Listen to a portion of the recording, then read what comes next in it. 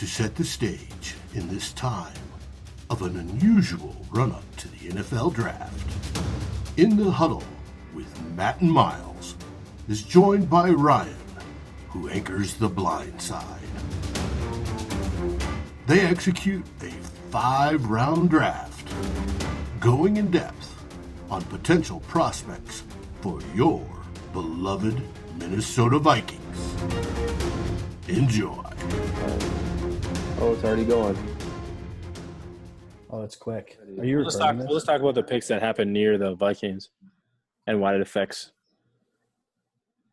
Wow, Kinlaw went early. Good. Judy's still there. Ja. Dang. Oh, See, no. the Eagles and the Raiders are the wild card because you never know what they're going to snipe. All right, well, here's our board then. All right, so we're doing a 5-round mock draft for the Minnesota Vikings. We just started round 1 with picks 22 and 25, no trades. The board kind of fell in a weird way for us. Jerry Jeudy got sniped one pick ahead of us. I would assume in most scenarios the Vikings would jump up. If Jeudy were to fall that far, I would hope the Vikings would jump up a couple of picks just to go get him. Jeff Gladney went off the board. Him and C.J. Henderson both went off the board to the Falcons and the end of the Cowboys. And Christian Fulton went off to the board to the Raiders at 19. So offensive line-wise, we're looking at Jedrick Willis, Andrew Thomas both went in the early to mid-teens. So we're kind of looking at a few options here, but the board didn't really fall the way you'd probably like it to. Right, yeah, taking a look, the top 4 offensive tackles are gone. The top 4 corners are gone, and really the top 3 receivers. Luckily, we're sitting there top 4, the number 4 receiver consensus is Justin Jefferson. He is still available. Yeah, Denzel Mims too. Denzel Mims is still available, so that could address a big offensive need there. You still do have the athletic tackle and Josh Jones available. Matt, can you scroll down a little bit just to see who else? I feel like if we were trading, this would be a spot where the Vikings trade back. I agree. Especially with Jordan Love still there. Yeah, potentially. Yeah, I mean, you have guys like Jalen Reagor still there. Noah Brian, you say you're better than I am. Igbino Hay? I don't know. Igbino Hene? Yeah. Igbino Hane from Auburn. That's terrible. I mean, you could reach a little bit for some of these guys. AJ Terrell, he's still out there. Yeah. But yeah, I mean, the big core corners are gone. So to me, and at this point, the Vikings are probably looking at you could consider to reach whatever you want to call it. Josh Jones at offensive tackle, the few receivers that we talked about, Mims, Jefferson, or I think Jalen Reagor. I wouldn't be mad at all if they took him at 22. I mean, they could probably wait till 25, but either way, Matt, can you scroll back up? And Brandon Ayuk too, yeah. I mean, those guys that have kind of fit in like the earliest second round. Yep. Are all guys that's why, to Matt's point, trading back here would be a perfect opportunity. Or if you wanted to go to the flip side and look at the defensive line, I mean, I don't think the Vikings are going to be as high on him just based off his athletic profile, but you could look at AJ Epinesa from Iowa, or even Yetur Gross-Matos, I don't know how to say his name, from Penn State. He's a good player off the edge. So you could consider a few of those options for the Vikings. So what do you guys think we should do here? I think if it were my choice, I'd probably take Jefferson or Jones. Whatever one I feel like they'll both be there at 25, so I don't think you can go wrong with either one of those. Yeah. I think you do go ahead and take Jefferson, and if it's my opinion here. Patriots, maybe they go that way. I doubt it, but the Saints easily could. I do know they just signed Emmanuel Sanders. Well, and both – it's not a huge need, but if you could really bolster Drew Brees with 3 core legit receivers, something he hasn't had pretty much ever there, I think that would really be enticing to them. So I'm personally probably going to take him and not chance losing him, because I do think there's a gap between Jefferson and the Mims, Ayuks, Rager's of the class there. So Well, and two, you both mentioned the Patriots and the Saints having the next two picks. Both teams have their bookend tackles, so they're not looking at a Josh. I mean, I would assume they're not looking at Josh Jones as a possibility for either of those picks. So you might even be able to snipe him at 25. So if you're looking for reasons why Justin Jefferson would be the better pick here, so I mean, I think we should just go Jefferson here and kind of see what the board falls after that. Locked in. boom. See, So Saints took Mims, so he Saints probably took Mims, picking yeah. Jefferson. So Right. So we're still looking at the similar board. Both Zach Bond and Denzel Mims went to the Patriots and Saints. So, I mean, we're looking at a similar board here. So it's really about who we view as the best player available for the Vikings and what the Vikings could use. I mean, Cesar Ruiz, I guess, is technically an option here. I don't think they should go interior offensive line. right. We know that position is a little bit easier to find in the mid rounds, or a little bit easier to find players on the interior. So for me, if you wanted to go offensive tackle, I'd have no problem. One question that may be intriguing here. Isaiah Wilson's been shooting up draft boards. Really big guy, but also really athletic. I think most view him purely as a right tackle. Is that somebody you look at all? I mean, I guess you'd have to talk about it. I mean, like I've said on previous pods, I mean, one thing the Vikings are going to do is they're going to explore all the options when it comes to offensive line. We've all said that we don't think that Brian O'Neill should move to the left side, and I think we're all in agreement with that. But at the same time, I mean, if you're looking at the scenarios, do you believe he can play left tackle, and do you believe that whatever person you're going to bring in to play right tackle is someone that can make your offensive line better by moving O'Neill to left? So I agree that they need to view all scenarios and all options just to explore what it would look like. Do I think they should do it? Probably not. So to me, that would probably make Josh Jones a higher value or a higher on the Vikings board than Wilson, if they believe Wilson's a right tackle only, just because Josh Jones has more flexibility as a left tackle. Sure. And Josh Jones, I've said this a lot the last few days, but just because the Vikings draft an offensive lineman early, if it's an offensive tackle, I would hope that's the plan. They can play that offensive tackle in at guard to start, and then they can keep Riley Reif, because that helps keep your offensive line intact, and tackle's a lot harder of a position to play early than guard is. So then that rookie can play guard, and then you slide that rookie out after the rookie year in 2021 to left tackle, and you boot Reif off the team and his high contract. So I think there's those scenarios you kind of got to weigh too. So even if a rookie plays guard to start, it doesn't mean that they can't move up to tackle. Yeah, sure. Depending on the draft. My question for you guys, though, was do you reach for a corner here? Because you can still – I mean, we've talked about it in a different pod. You can still go get a guy like a tackle or a guard. Matt, will you go to the position and go to the cornerbacks? Can you just go by position? Yeah. And scroll up, because I think there is a few missing. There we go. Perfect. Yeah, so, I mean, A.J. Terrell, I think, is a really good player, and I think the the Draft Network has him as their 50th ranked player, but I think he might be a little bit higher than that for me. So it seems like a reach based off of their board, but him at 25 might not be so much of a reach or even Jalen Johnson from Utah. I think either of those guys might not be considered a reach in the late first round. Those would be the two names at cornerback I'd consider right now. Absolutely. Trayvon Diggs is an obvious guy to think about, but I think he plays I think he fits more into a zone coverage scheme at the next level, just based off what he did at Alabama. Not that he can't play man, but I just think that's probably his best skill set. So I think those would be the two guys I'd consider at corner. And I wouldn't even be upset taking Terrell at 50 because he's not going to make it to 58. Yeah, he won't be there. And really none of these guys besides, again, based on the draft board here, maybe Jalen Johnson and below make it to 58. Right. But in real life, I just can't see any of these guys, even maybe Damon Arnett, but any of these guys above him making it there. So if we want to solidify a cornerback position, you're likely looking at this. Igbino Hene, hopefully I got that right this time. He probably has the highest upside of these guys. Yeah. But he isn't as ready probably as the Jalen Johnsons and AJ Terrells of the world. I'm high on Jalen Johnson, but even for me, I think this is a little early. If this was a trade back scenario where we traded back into the early second round and he's still there, absolutely. Where I'd feel a little bit more comfortable with AJ Terrell here. And that's probably who I'd recommend picking. Yeah, I mean, to me, so I guess the question is, are we leaning Josh Jones or AJ Terrell? Is that kind of the spot we're looking at? Well, if we take a look at offensive tackle maybe here quick.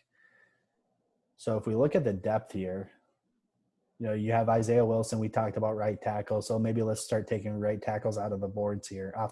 So that would take out Isaiah Wilson and Lucas Niang likely, right? Unless you really want to push Niang to learn a new position, like we had talked on that other pod last week or earlier this week. But you take a look at the depth here. You have Josh Jones, he'll be gone. Ezra Cleveland likely is gone, but you have Austin Jackson, Prince Tega Wanago, Ben Barch, who I actually kind of like quite a bit.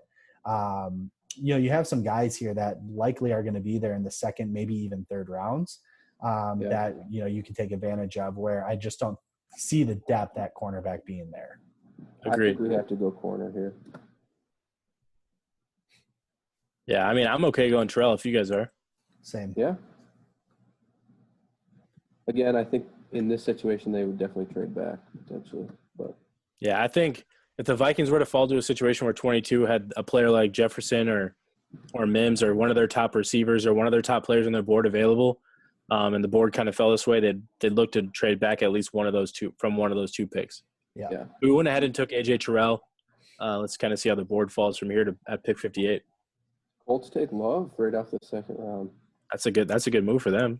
Yeah, absolutely. I'd love that. Josh Jones, the offensive tackle, starting to fall here a little bit.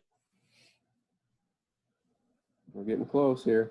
Jonah Jackson, one of the few interior offensive linemen that we probably would consider in the second. He's gone there. Yep. All right, so the board actually felt really well for the Vikings. This is perfect. I think this would be a best-case scenario, in my opinion, based off the way the first round fell. We got Justin Jefferson at 22 and AJ Terrell at 25. We're at 58 now, and the board kind of fell where we were hoping to have one of the top offensive linemen still be there. And Ezra Cleveland is a guy that we've heard recently of reports that the Vikings have met with at the Combine, and they have set up a FaceTime call with him heading into the draft in 2 weeks. So, to me, I think it's a no-brainer that Ezra Cleveland would be the perfect pick. He fits the Vikings zone blocking scheme really well. He's very athletic. He can move, and he's the kind of guy that there are some functional strength issues that he kind of has, and there are some similarities to that with Brian O'Neill coming out of college, in my opinion. Both guys kind of as Ezra Cleveland's a little bit of a bigger guy in terms of like weight coming out of college than O'Neill was, but at the same time, the functional strength is something that both guys still struggled with heading into the pros. And I think if Cleveland were to come in, either redshirt him and let him sit for the year, or you could slide him in, like I said, you could have him play left tackle and slide Reef into left guard, or vice versa. Cleveland play left guard and Reef play left tackle, and then move on in a year and let Cleveland play left tackle. So to me, that's the no-brainer for me. But I mean, I think we should explore some of the other options, just kind of talk about it. Yeah, absolutely. You take a look at Cleveland. You're right. He is the left tackle to Brian O'Neill in terms of exact. I mean, maybe not exact, but very similar prospects. And I'm not just saying that because they're both white. They are very similar in terms of that athletic profile, like you had mentioned. So I really like him here. But to give you a couple other names here, I doubt we would take a look at two receivers this early. I think we do probably need to bring in two receivers at some point in this draft. But I can't imagine us doing that in the first two rounds. But you take a look at Brandon Ayuk, fantastic talent, explosive. He could be your return guy, and you get the ball in his hands. He's just gonna, he's a threat to take it to the house every time. You have Michael Pittman Jr. there. Again, more of a bigger guy, downfield target, contested catch kind of guy who's going to be able to win those 50-50 balls. I really like him. I think he's probably a little bit under appreciated in this whole draft process, but it has been nice to see him kind of climb the ranks. And then you take a look at probably arguably our biggest need, which is cornerback. You do still have a guy like Damon Arnett there. I think in most drafts he'd probably be a round one corner, but he's You think sitting. so? I think so. I mean, you take a look at his profile. You know, he's a dog, and I like dogs. When you're looking at those feisty corners, that's what we need. We have that at Mike Hughes. I think he's got a little bit of that in him if he can stay healthy. Where that's something AJ Terrell actually doesn't have. But when you have a cornerback who's just really ultra competitive, I think it just gives them kind of an edge. It can really get in receivers' heads. And then of course, let's talk about the actual things that matter. He is sticky. He fits the athletic profile that we would need in terms of, you know, he's quick, he's agile, and he's got good top end speed. And I know he's got overshadowed, so he wasn't talked about a lot in college, but he had Akuda over there on the other side, shutting that side of the field down. So he got a lot of work going his way, and I think he held up well with Sean Wade kind of more at nickel corner for them. So but I like him a lot. But again, I don't know if we want to invest 2 top picks in a corner. I agree. And Ezra Cleveland there. No, I agree. And with Arnett too, he has nickel flexibility. I mean, kind of to your point, you talked about top end speed. He didn't run the fastest 40. He was more in the low 4.5s, which to me isn't the end of the world. Mike Hughes did the same thing, but he's more explosive on tape. But I think he kind of has that interchangeable ability to play nickel or the outside, kind of like exactly like Mike Hughes. I think they're very similar in terms of style of players. So I would have no issue with that. If at some point, like receiver, the Vikings are going to need to double down at cornerback as well. How early they do that, we'll see. I mean, I do expect them to take one very early, and then probably maybe in the middle of the late rounds, their second cornerback. And at some point, I expect them to sign a vet free agent as well. But I think looking at all these options, I still think the clear cut option is Ezra Cleveland. But I think I could be talked into a Damon Arnett too at 58. This, I think, would have been a much more tough decision, in my opinion, if Jalen Johnson didn't go, what was that, 5 picks earlier to the Eagles. Yeah. I think this would have been a tougher decision because Jalen Johnson, to me, is a higher in talent than Damon Arnett. But, so in my opinion, I'd say we go Cleveland here. What do you think, Matt? No, I'm letting you guys duke it out. So. All right, we're going to Ezra Cleveland then. We'll see, because then we got in the third round we got 2 picks, so we can kind of explore a lot of different options here. And one position we haven't really talked about is defensive end, with the news or expectation that Everson Griffin's not going to be back. I know a report came out today from Tom Pelissero that he had a call with Everson Griffin and talked to him about his situation in 2018 with the mental health issues and how he's embracing all that. And teams are having those questions about him as they look to sign him as a free agent, which makes sense. They want to talk to him. They want to get in front of him, see what he's, where he's at head-wise and all that. So it makes sense. But at the same time, we've also seen Everson Griffin say, like, in a way, goodbye to Minnesota Vikings and on his Instagram account. So it'd be great to get Everson Griffin back. Do I expect it to happen? I mean, at this point, probably not. But stranger things have happened. But that is one position that I think if they can't get Everson Griffin back, that's a position they really need to address at some point in the draft, just for added depth behind Odenigbo, Hunter, and then now who's the guy that they signed? Zettel. Yep. So taking a look at the way the board fell, there's some intriguing talent here. We still have an offensive tackle that I've always been pretty high on. Obviously, that's not a need at this point, so we probably wouldn't go there. We have Troy Pride, cornerback, Notre Dame, I believe. He's available. I'm pretty high on him. I think he's kind of the last of the legitimate outside receivers in this draft. So I like him quite a bit. You take a look at nickel corners, or because we have a need there if we don't want Mike Hughes to be solely a nickel guy. You have Darnay Holmes, you have Amik Robertson is available. He's a little further down this list. Yeah, I like Troy Pride too from Notre Dame. Yeah, and he's more outside though, right? Yeah, but he's an aggressive guy. I mean, like you said, Mike Hughes has the flexibility, so it's something that again, exploring options, and that's one of those things that you can do. Yep, absolutely. And then other position groups of need again, wide receiver Brian Edwards, he's impressing quite a bit. He's been shooting up draft boards. Van Jefferson, he's going to be more of a intermediate short route runner. He gets open though. I like him a lot. And then I think if you scroll down just a little bit, we had Zuniga. So talking about the need that we might have at edge, there's been rumors around here that we like Zuniga from Florida. Jabari Zuniga from Florida, yeah, and he matches the athletic profile that they look for. He's the kind of guy that I expect, but I kind of hope he's there at 105 or 106. Well, yeah, 105 with our compensatory pick.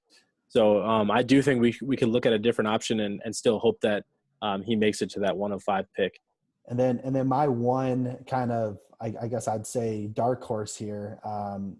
It'd be a high risk move, especially for a third round pick. But you have Nuthani Muti out there.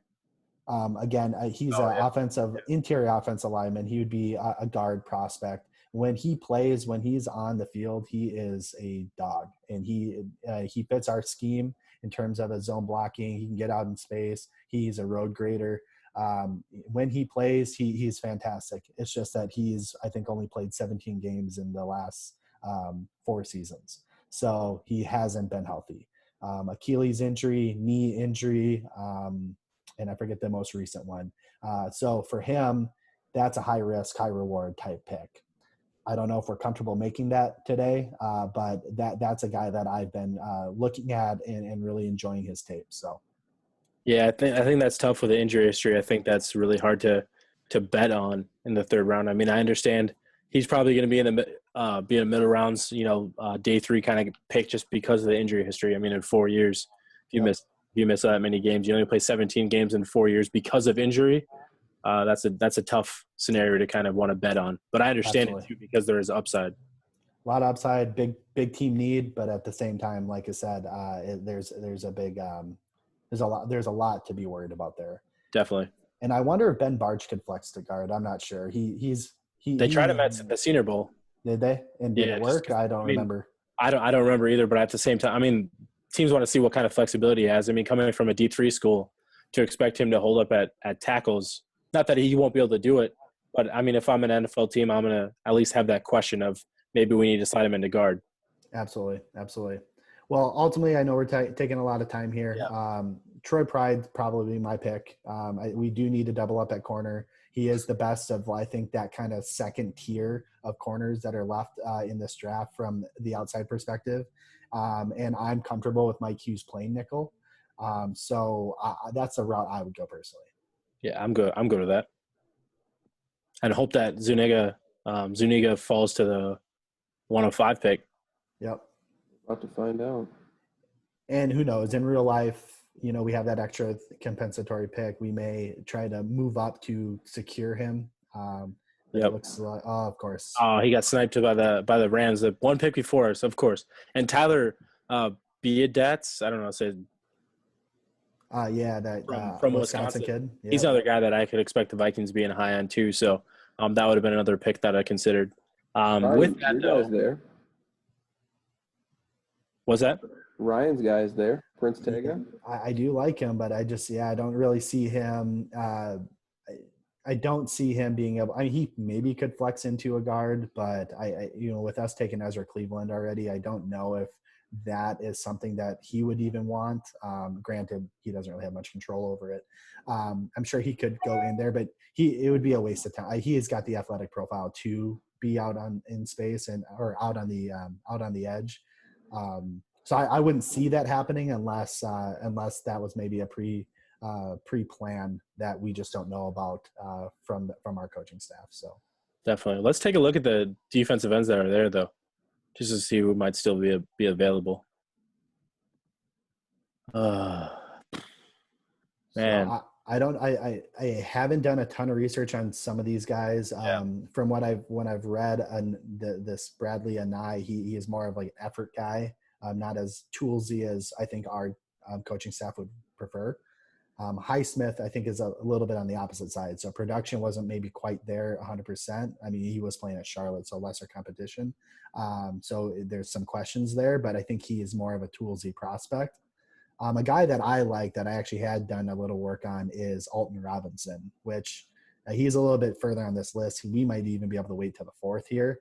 But I like him. He's got a little off-field issues that happened early in his career in college, but I think that those are past him now, and he seems to be a good prospect. Yeah, I'm with you. I mean, those are some spots to explore. Let's take a look at and one last prospect here too is Trayvon Hill down here at 217. So he's way down there. We might be looking at him at more in the 6. 6, 7. But I've done some work on him as well, and I really do like him. He's got some tools as well, and it's just whether it's the effort for him from what I'm seeing. So if we can just get all of those skills out on the table for Robertson, to use for sure. Yeah, I'm with you. Really let's go explore interior defensive line, and then we can kind of go to. We'll try to make this a little quicker, but just want to make sure we're exploring all our options too. Yeah. The McTelvin Agim, I don't know how to say his last name, from Arkansas. He's a guy that, as of recently, we've heard the Vikings have met with and had a call with. So he's the kind of guy that played with Vikings 6th-round pick Armand Watts. And then the Vikings assistant D-line coach, I don't know his name, so forgive me, but he was a graduate assistant at Arkansas, and I think he was a reason the Vikings were able to bring in Armand Watts last year. So he's a name to keep an eye on. The Vikings are talking to him. They have extreme familiarity with him.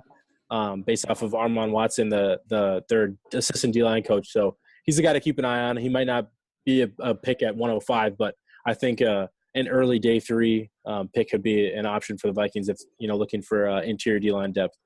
And he flashed quite a bit at I think it was the Senior Bowl. Former 5-star recruit, you got to, always pay attention to those. Well, and Rick has a keen eye for those guys too, especially if they fall in the later rounds. Yeah. I'm not big on Murchison. I think he's just a little too light for what we look for. Lecky Fotu, he's more of a nose tackle prospect. So again, with us signing Pierce and already having Shamar Stephen and Jaleel Johnson, I just don't really see that as a value add. Tyler Clark's an interesting guy, but again, he's kind of lower. But again, at this point, we're kind of more shots in the dark here. Yeah, let's go to the overall big board here, Matt, and just kind of pick who we think. And if we go here to Matt to my picks on the left, just like kind of go through. So in the first round at 22, we took Justin Jefferson. At 25, we took cornerback AJ Terrell. At 58, we took Ezra Cleveland, offensive tackle from Boise. And then 89, we took Troy Pride. So we've hit, a lot of our needs. The cornerback needs were drastic. We hit wide receiver early, and that was a need that we know to pair with Adam Thielen and Tajay Sharp and BC Johnson. So you have a nice little core there now to help build around. And then Ezra Cleveland helps you hopefully in the short and long term at offensive tackle. So some of the main needs we have left, we're probably looking at safety, interior defensive line, edge, and you're probably looking at another wide receiver at some point, and then our interior offensive line as well. Yep. So Ryan, I guess who do you think the Vikings should take at this point? One other guy that I've been doing some work on is this Matthew Pert. Yep. Really athletic. Very athletic, and he actually has been an offensive tackle most of his career, but there are some concern of him out there on being able to handle the NFL D ends. So there has been talk with apparently, and again, this isn't my info. This is info that I've read on Draft Network here. Kudos to you guys. Is him being able to potentially move into guard. Again, I like his athletic profile because that's what we need at the position, whether it is tackle or guard. So I'd be looking pretty heavy at him. Otherwise, again, we talked about some of these edge guys like Highsmith and Alton Robinson that we could really look at too. So yeah, I mean, at this point, Brandon Jones, by the way, lastly here, Brandon Jones is a very athletic safety prospect from Texas, horns down, but he's a guy that I actually have been really intrigued by. I think he brings a lot to the table. His main concern is ball production. He's not great at turning the ball over, but he's a prospect that I think that Zim could really work with pretty well. So, and we know that. I mean, no matter what the Vikings do, safety's a need, whether they trade Anthony Harris or not, because they don't have anybody behind those two. Right. Yeah. So, what do you think? What do you think, Miles? I'm kind of back and forth here. So, I mean, I'm leaning Pert just because I think the value there is still really high. I mean, he's he's likely a top 100 prospect overall, and to get him at 105, and if you feel he can play and slide into guard, I just think that helps you even more. Just gives you more options to play with, and we know the Vikings offensive line can use it. So I mean, I'm okay with that, or I'd even be okay with Van Jefferson at this point. But you know what? No, we're just going to go for it. Why don't you go ahead and take Prince Tega? That's my guy. Ryan Ortega, Prince Tega. Let's go with Prince Tega and kick him in the guard. Let's just do it. All right, do it. Wow. All right. We talked all that about Matt Pert just to take Prince Tega. You know me. I got my guys, man. I know. Always do. If he went to Oklahoma, I'm surprised we haven't had any Oklahoma players. You know what? We got a few down here maybe we can go with. No, I don't think we do. All right, so we're heading into the fourth round. We're just going – this is going to be a 5-round mock draft, so you're only going to see 2 more picks because we're not doing any more we're not doing trades. So we're at pick 132 now in the 4th round. You're looking at options. So we'd probably be looking at safety, D-end, or we kind of hit offensive line as well. So we're kind of really looking at wide receiver, safety, D-end, or probably the glaring needs for this team right now. So and D tackle potentially here too. Yeah. Yep. So taking a look at some of these guys who are left, if we want to talk receivers, KJ Hill, he was productive at Ohio State. Great route runner. Good hands. He's going to be a guy that's going to get open. Very similar skill set, I think, to Thielen. Maybe not as fast, but I do like him. Lynn Bowden, kind of more opposite. He's going to be more of a toolsy gadget guy. Return guy too, though. Yeah, return guy. I like him a lot. You're going to have a lot of our fans be clamoring for Tyler Johnson. No, I'm back to that though. Lynn Bowden is a toolsy kind of guy. He's kind of got that Randall Cobb style to his game. Where coming in to Kentucky, he started at quarterback. They moved him all around. He was kind of their do-it-all kind of wide receiver after a certain point. And then he was the return guy. And I think we know the Vikings don't really have a main return guy, especially at punt return. We don't have Marcus Sherrill's going to be gone. And then they brought back Amir Abdullah, who I think we know that can return kicks, but he hasn't really done any punt returning for the Vikings. And at this point, we don't know who the punt returner is going to be. Mike Hughes was the guy last year, but I doubt he becomes the guy next year just because he's going to have to play a lot of cornerback on defense. So that's a position they really do need to address at some point is who's going to be the punt returner. It could be BC Johnson too. It could be a few guys that they have on roster, but that's why Lynn Bowden's the kind of guy I would explore in the middle rounds. He gives you that gadget option too. You could be creative with him. But then if you look at, we talked about Tyler Johnson, obvious, one of us, hashtag one of us. He's the kind of guy, I mean, I wouldn't be upset at all if they took him at this point. It'd be a good pick. I like Devin Duvernay a lot from Texas. He kind of gives you a little bit of everything. He can play inside in the slot. He needs some work against press from the outside, but I think it's something he can work on. He's a downfield threat. I think it was a 4.39 at the combine. Really fast, twitchy kind of guy. that could just help give you a little bit more added speed to that position. And then let's see here. Looking at John Simpson from Clemson, he's the kind of guy you could look at as an interior offensive lineman that I wouldn't be against either. So yeah, those are probably the top options. I don't know a lot about Geno Stone from Iowa, so I can't really talk too much about it. Hopefully, I was hoping Ryan could could bring us home on that one, but Ryan decided to drop wide out. receiver here, or are you still looking somewhere else? You should resend Ryan the link. Based off the board though. There's so many receivers available. I mean, again, I know this is a cliche answer, but like trading back here would be the perfect scenario for the Vikings. Gain another day 3 pick or two to trade back and grab another wide receiver. Just because I know there are so many still available that are still good. Ryan's back, so Ryan can kind of touch. So Ryan, I kind of talked through the wide receivers. I touched on John Simpson from Clemson. Was kind of hoping, and then I touched on not really much, but of course Tyler Johnson. I don't know a lot about Geno Stone from Iowa. I don't know if you know much about him, but I know looking at safety is a position we should probably be considering at this point too.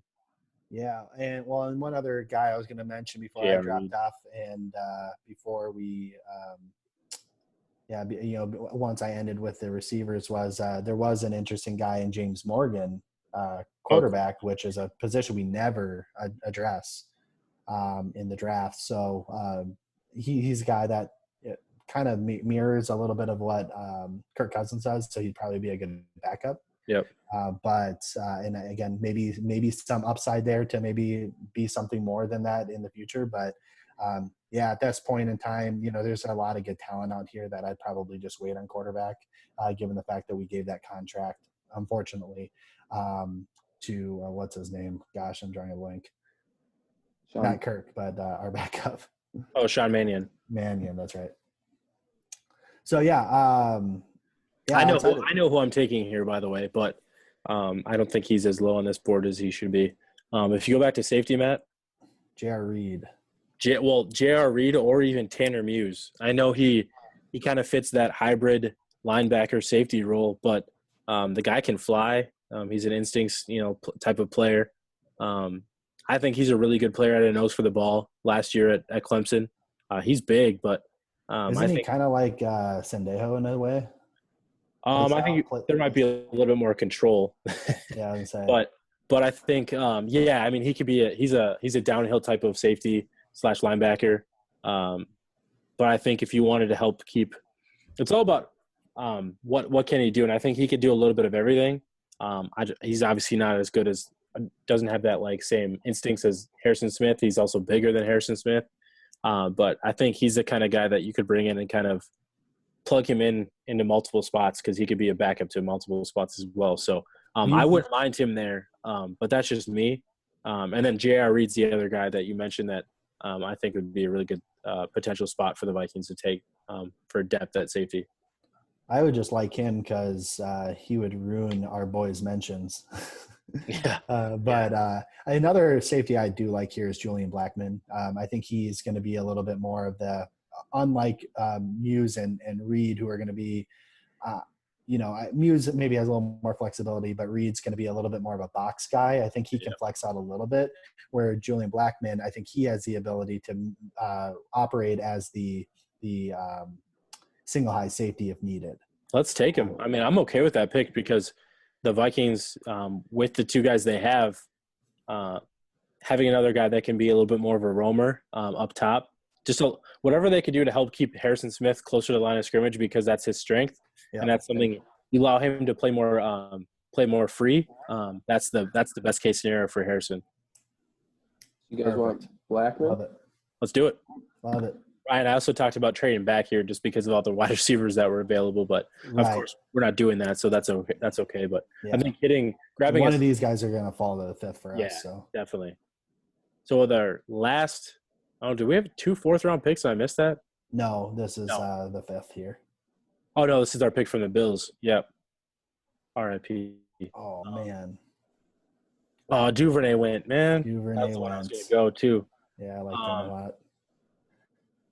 So a couple of guys that are just intriguing here. Yeah. Again, not necessarily needs for us today to address, but Kyle Murphy is a guy that if we didn't probably stupidly take Prince Tega Wanago with that pick and convert him to guard. Kyle Murphy is a guy that I do like, fits the athletic profile for what we want at that guard position. He's kind of jumping up boards here. Another guy I like here is Anthony Gordon. Again, we don't have that legitimate backup quarterback. He's a guy that And they're dirt cheap. Yep, When you draft backup quarterbacks, they're dirt cheap. right, exactly. And he's a guy that played well last year at Washington State, only a 1-year starter there. But I think he's got more of the intangibles, that leader mentality, which I like. Isaiah Hodgins at receiver from Oregon State, he's been kind of blowing up a little bit too. Yeah. Ran a 4.61, so there's a little bit of that worry of separation at the next level, but right. And Anthony Jennings. Oh, sorry about that, Miles. No, go ahead. And Anthony Jennings from Alabama. Again, I don't know much about him, but typically these edges from Alabama, any defensive lineman from Alabama typically does well. I don't know his traits as well, but I do remember he didn't test very well from what I saw. But he is pretty long, right? From what I remember. Maybe. I mean, he's not that big. I mean, 6'2", 251, 52. So, not too big. I don't think. I mean, I don't know if we went to his player profile or whatever, mock draftable, we could see a little bit more traits. But off the top of my head, I don't know. But that's all right. I mean, I don't think from what I saw as testing wise, he didn't really test based off what the Vikings would be looking for. Sure. But it doesn't mean they wouldn't take him. Can we go to the receivers real quick, Matt? Just want to kind of see what that position looks like left. We talked about Isaiah Hodgins from Oregon State. There's Quintez Cephas from Wisconsin, and Antonio Gandy Golden from Liberty. He's probably the highest rated guy left for me, and Hodgins. And then you're kind of looking at a lot of the expected day 3 guys. Isaiah Coulter from Rhode Island's a guy that had a pretty good combine. Juwan Jennings from Tennessee. And then you have a couple of Ohio State guys, Victor and Mac. And then you're kind of getting down there into, James Proch from SMU is a guy that's kind of rose up a little bit. Yeah. A guy to consider. Jeff Thomas is a guy that I think could be a consideration on day 3 just for like a return specialist. Sure. The Vikings could use. So there's a few options. Down a little bit here. You got guys like Joe Reed as well who kind of fit that profile. Yeah, definitely. Aaron Fuller can be a punt returner. Yeah. And the one guy I like, he's way down here. But I just kind of started doing a little work on him and literally he's way down here. I think he might be at the bottom. Aesop Winston too is a guy from Washington State that I watched that I thought I liked. There were some flashes to me that I watched when I was watching Anthony Gordon that I liked. Sure, absolutely. Marquez Callaway. I like him too. I think he's got the movement skills that we would need to kind of be more of an all-around type receiver. He's got some good size, good speed. However, I don't know why he's so low on this list, but these guys probably know more than me. So I'll give them that credit. But he's another guy that I just kind of found interesting that I like too. Sure. All right, so Juwan Johnson is another guy. He played at Penn State. Most of his career was a grad transfer to Oregon last year, so he played with Justin Herbert. He's a guy that I liked last year. I didn't really watch too much of his tape at Oregon, but he was a guy that big physical guy. He scored the game-winning touchdown against Iowa a couple of years back. He's the kind of guy that has some flashes from earlier in his career that I just remember. So he's a guy that I wanted to keep an eye on, but I don't know too much about him anymore. But from what he was at Penn State, I was intrigued. And what do we have at D tackle here? What's still a need? Not much. All right. Well, let's go back to edge real quick, and then Ryan, I'll let you make the final pick just because some of these later guys I think a little bit more about than I do right now. But obviously we know the Vikings. So what we picked, Justin Jefferson, A.J. Terrell. So we hit wide receiver and cornerback early, and then we hit Ezra Cleveland. So we got offensive line. We hit the 3 core positions the Vikings have the biggest needs at. We hit early Troy Pride to help fill depth and compete with the guys like Holton Hill and Chris Boyd. Prince Tega Wanago, offensive lineman again, just kind of see if we can move around the line, see where he best fits. And that's added depth. And then Julian Blackman, safety from Utah. So we kind of hit a majority of our needs. I think the only spots we missed based off the way the board fell was interior defensive line at 3-tech and edge. So those are the main spots. And then another wide receiver. So we're kind of at this point right now where we'll probably just take best player available and see what hits. Yeah. Yeah, and again, it's kind of difficult because we got some needs to fill here in terms of depth. So yeah, if we go back to just the big board here, personally, me, like I said, and this is just more reflecting what my views of how we should run a team. I think that the pick here would be Anthony Gordon. To go ahead and just get a quarterback to compete with Mannion and see what he's got. Again, he's got a lot of fire. He's got a lot of leadership skills. Let's see what that brings and see if he can learn behind Kirk. And who knows, maybe we can flip him like the Patriots flipped Garoppolo, right? I don't know. Who knows? But at least we'd have somebody that I'd maybe feel a little bit more comfortable rather than Mannion, behind Kirk. But who knows? Sure, I'm in. All right, so that's going to be the last for us. So again, Matt, real quick, I'll just talk through our picks, and that'll be it for us. But we hit Justin Jefferson at 22. The board didn't really fall the way we wanted to, but that's all right. We like Jefferson. A.J. Terrell, the cornerbacks went really quickly. But A.J. Terrell at 25. Again, board fell weird, but we like him a lot. So he's a guy at 25 we feel comfortable with. Ezra Cleveland, offensive tackle from Boise, another guy we like and is really fits the zone scheme at 58. Troy Pride from Notre Dame, Prince Tega Wanago from Auburn, Julian Blackman from Utah, the safety, and then we took Anthony Gordon, the quarterback from Washington State. So we kind of hit a majority of the needs and with players that we like. I think the only positions we kind of really missed were edge and an interior defensive line. So I like the draft that we've took, but you guys will have to let us know what you think. I think that went great, guys. This is a Climbing the Pocket Network partnered with Daily Norseman, a DGS Arts production of In the Huddle with Matt and Myles. You can find all the Climbing the Pocket Network shows on your favorite podcast aggregator, and some even like this one on YouTube. Come fan with us.